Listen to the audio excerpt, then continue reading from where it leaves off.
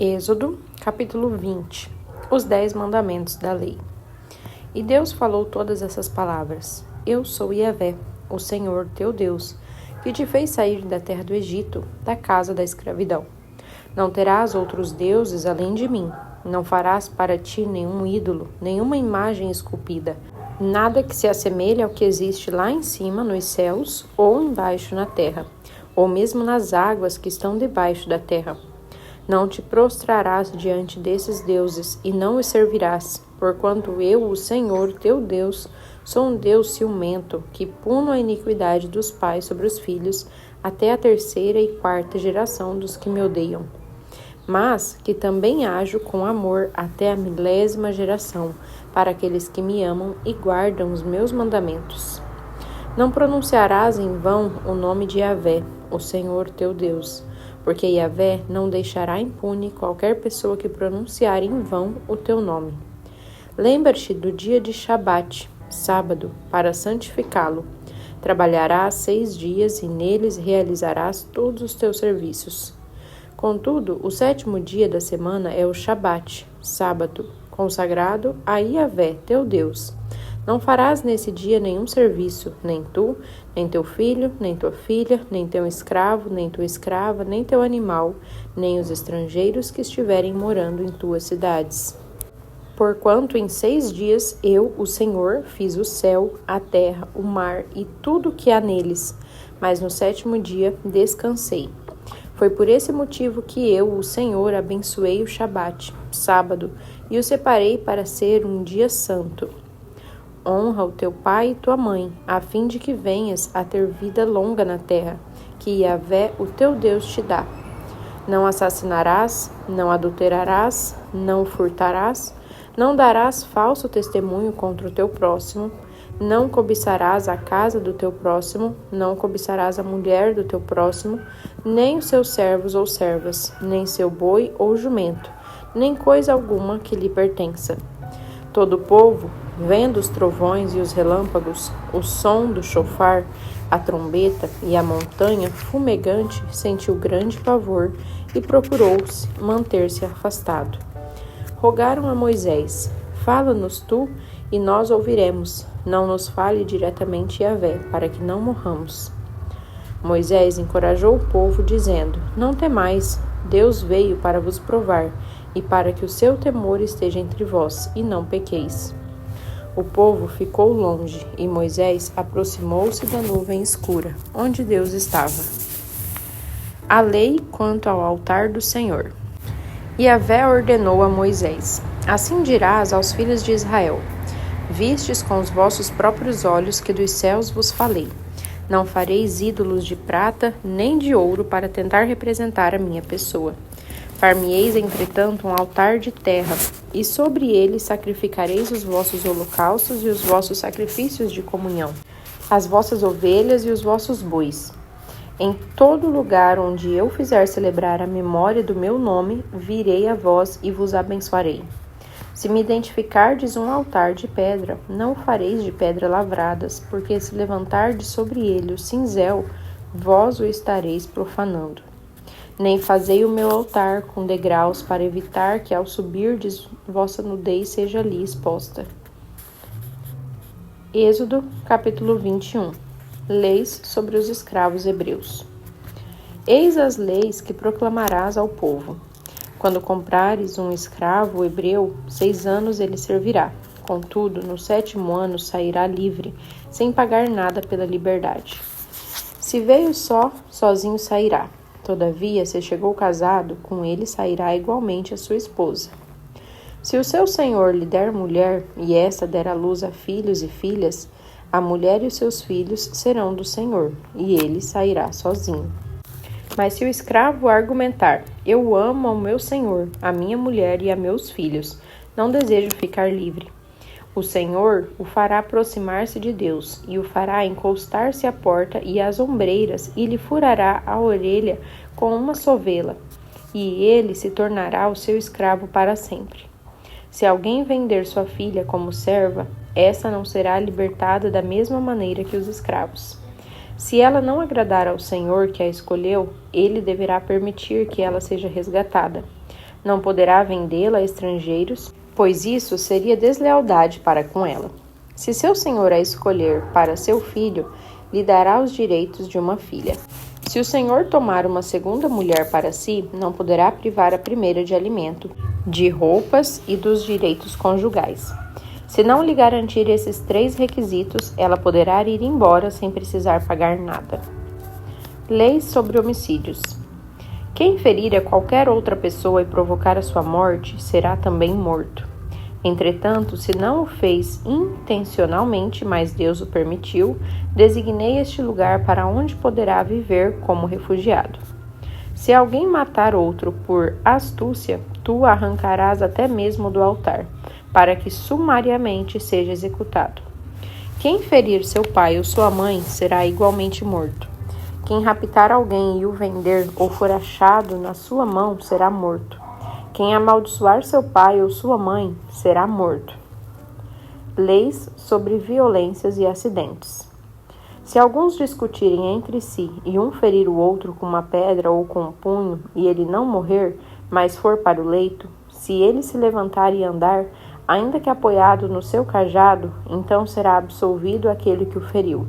Somente lhe pagará o tempo que perdeu e se responsabilizará por todos os gastos com a sua plena recuperação. Se alguém ferir o seu escravo ou a sua escrava com uma vara, e o ferido morrer debaixo de sua mão ou por suas ordens, será punido. Mas se sobreviver 1 dia ou 2, não será punido, uma vez que se trata de sua propriedade. Se homens brigarem e ferirem mulher grávida e forem causa de aborto sem maior dano, o culpado será obrigado a indenizar o que lhe exigir o marido da mulher, e pagará o que os juízes determinarem. Mas, se houver dano maior, então darás vida por vida, olho por olho, dente por dente, pé por pé, queimadura por queimadura, ferida por ferida, golpe por golpe. Se alguém ferir o olho do seu escravo ou o olho da sua serva e o cegar, deverá conceder imediatamente alforria como compensação pelo olho inutilizado. Se fizer cair um dente do seu escravo ou um dente da sua serva, dar-lhe-ás liberdade por seu dente. Se algum bicho for chifrar homem ou mulher e causar a sua morte, o boi será apedrejado e não comerão sua carne, mas o dono do boi será absolvido. Se o boi, porém, já antes costumava atacar as pessoas e o dono foi avisado e não o manteve devidamente preso, e esse boi chifrar e matar um homem ou uma mulher, o boi será apedrejado e seu dono igualmente morto. Caso, porém, lhe concedam a alternativa de um pagamento, poderá resgatar sua vida mediante o pagamento que lhe for exigido. Essa sentença igualmente será aplicada no caso de um boi chifrar um menino ou uma menina. Se o boi chifrar um escravo ou uma escrava, o dono do animal terá de pagar 360 gramas de prata ao proprietário do escravo, e o boi deve ser apedrejado até a morte.